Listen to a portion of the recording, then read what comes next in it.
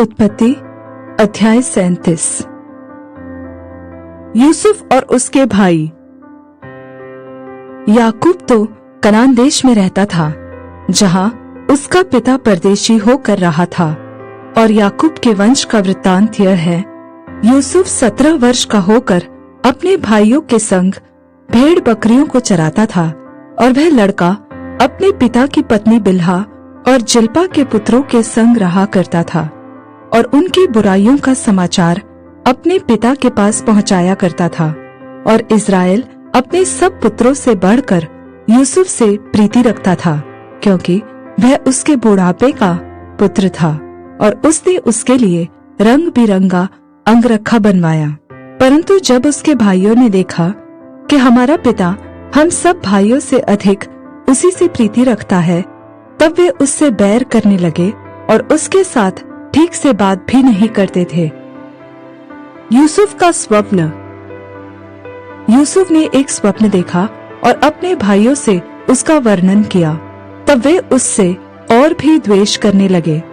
उसने उनसे कहा, जो स्वप्न मैंने देखा है उसे सुनो। हम लोग खेत में पूले बांध रहे हैं, और क्या देखता हूँ कि मेरा पूला उठकर सीधा खड़ा हो गया।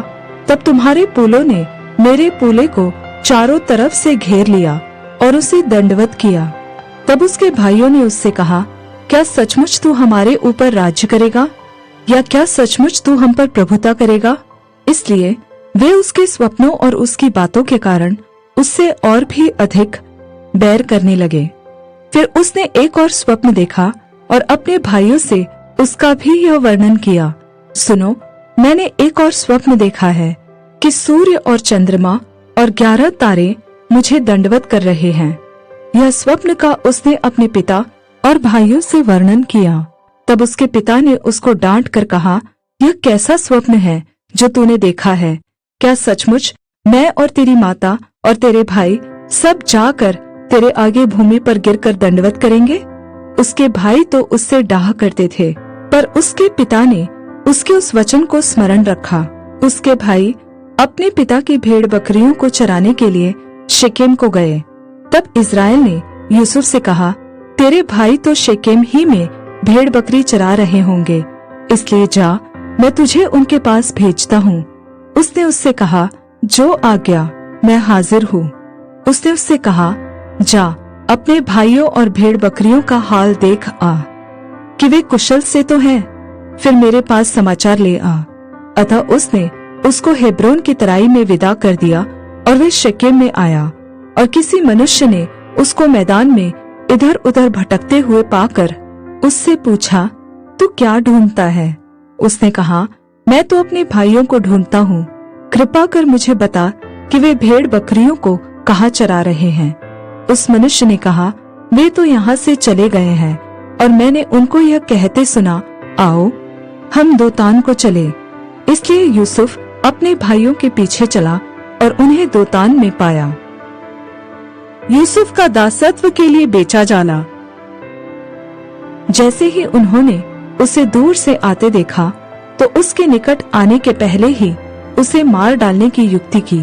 और वे आपस में कहने लगे, देखो, वह स्वप्न देखने वाला आ रहा है, इसलिए आओ हम उसको घात करके किसी गड्ढे में डाल दे, और यह कह देंगे कि कोई जंगली पशु उसको खा गया।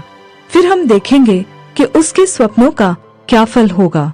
यह सुनकर रूबेन ने उसको उनके हाथ से बचाने की मनसा से कहा, हम उसको प्राण से तो न मारे। फिर रूबेन ने उनसे कहा, लहू मत बहाओ, उसको जंगल के इस गड्ढे में डाल दो और उस पर हाथ मत उठाओ। वह उसको उनके हाथ से छुड़ाकर पिता के पास फिर पहुंचाना चाहता था।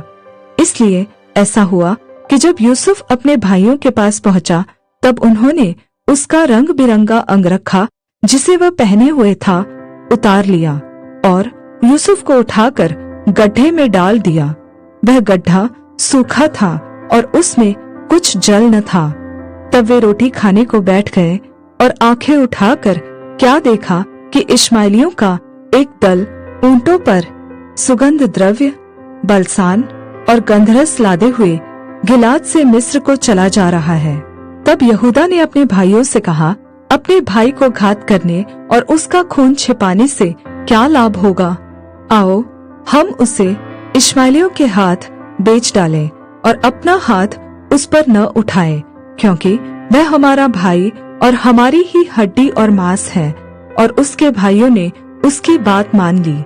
तब मिद्यानी व्यापारी उधर से होकर उनके पास पहुँचे। अतः यूसुफ के भाइयों ने उसको उस गड्ढे में से खींचकर बाहर निकाला और इश्माएलियों के हाथ चांदी के 20 टुकड़ों में बेच दिया, और वे यूसुफ को मिस्र में ले गए। रूबेन ने गड्ढे पर लौटकर क्या देखा कि यूसुफ गड्ढे में नहीं है, इसलिए उसने अपने वस्त्र फाड़े और अपने भाइयों के पास लौटकर कहने लगा, लड़का तो नहीं है, अब मैं किधर जाऊं? तब उन्होंने यूसुफ का अंगरखा लिया और एक बकरे को मारकर उसके लहू में उसे डुबा दिया। और उन्होंने उस रंग बिरंगे अंगरखे को अपने पिता के पास भेजकर यह संदेश दिया, यह हमको मिला है, अतः देखकर पहचान ले कि यह तेरे पुत्र का अंगरखा है कि नहीं। उसने उसको पहचान लिया और कहा, हाँ, यह मेरे ही पुत्र का अंगरखा है, किसी दुष्ट पशु ने उसको खा लिया है। निसंदेह यूसुफ फाड़ डाला गया है। तब याकूब ने अपने वस्त्र फाड़े और कमर में टाट लपेटा और अपने पुत्र के लिए बहुत दिनों तक विलाप करता रहा। और उसके सब बेटे बेटियों ने उसको शांति देने का यत्न किया, पर उसको शांति न मिली, और वह यही कहता रहा, मैं तो विलाप करता हुआ अपने पुत्र के पास अधोलोक में उतर जाऊंगा। इस प्रकार उसका पिता उसके लिए रोता ही रहा। इस बीच मिद्यानियों ने यूसुफ को मिस्र में ले जाकर पोतीपर नामक फिरौन के एक हाकिम और अंगरक्षकों के प्रधान के हाथ बेच डाला।